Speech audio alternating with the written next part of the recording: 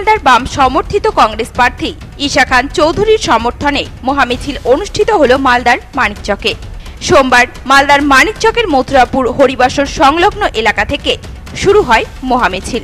এরপর মিছিলটি মথুরাপুর চৌরঙ্গি মোড়, কাহারপাড়া, পাঠানপাড়া, গোয়ালপাড়া সহ গোটা অঞ্চলের জনবহুল এলাকা পরিক্রমা করে। এদিনের মিছিলে উপস্থিত ছিলেন দক্ষিণ মালদার কংগ্রেসের বিদায়ী সাংসদ আবু হাসান খান চৌধুরী, সিপিএম-এর জেলা সম্পাদক অম্বর মিত্র, সিটু জেলা সম্পাদক দেবজ্যোতি সিনহা, কৌশিক মিশ্র, দক্ষিণ মালদার কংগ্রেস প্রার্থী ঈশা খান চৌধুরী সহ মানিকচকের 11টি অঞ্চলের প্রচুর বাম ও কংগ্রেসের কর্মী সমর্থকরা। এদিনের এই মহা মিছিলকে ঘিরে চরম উৎসাহিত ছিলেন কর্মী সমর্থকেরা। এ বিষয়ে কংগ্রেস প্রার্থী ঈশা খান চৌধুরী জানান, স্বতঃস্ফূর্তভাবে মানুষ আমাদের সাথেই রয়েছে।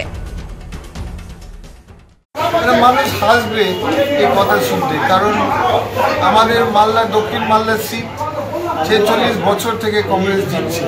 উল্টো আমি বলতে চাই যে টিএমসি হচ্ছে ভোট কাটা, সোজা কথা। আর এখানে তো ভোটার তো দীর্ঘদিন আমাদেরই, তো এটা বলে কোনো সেন্স নাই। ভোটার তো আমাদেরই, মানুষ আমাদের সঙ্গে ভালো আছে, ভালো সম্পর্ক আছে, দীর্ঘদিন ছিল, দীর্ঘদিন আছে, দীর্ঘদিন থাকবে। এটা ওরা হিংসা করছে, তার জন্য এইসব কথা আমার কথা বলছি। দেখো, আমি এগুলো কথার কোনো সত্যি নেই। যেমন আপনি যে কোনো কাজ দেখুন, আপনি গঙ্গা ভাঙনের কাজ দেখুন, সবচেয়ে বড় কাজ কি করেছে কংগ্রেস বামফ্রন্ট।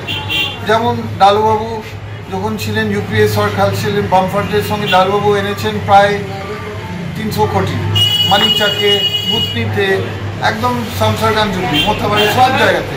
এখানে আপনি কম্পেয়ার করুন কি কাজ করেছেন তৃণমূল সরকার, কিছু করেনি।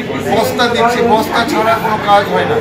আপনি যান বিজেপি বড় বড় কথা বলে কোনো কাজ করি। বিজেপির পলিসি আছে, বদলিয়েছেন। বিজেপি বলছে আমরা মালদা মুর্শিদাবাদের ভাঙন আমরা দেখি না, আমরা দেখবো না, এটা রাজ্য সরকারের দায়িত্ব, এটা অফিসিয়াল পলিসি।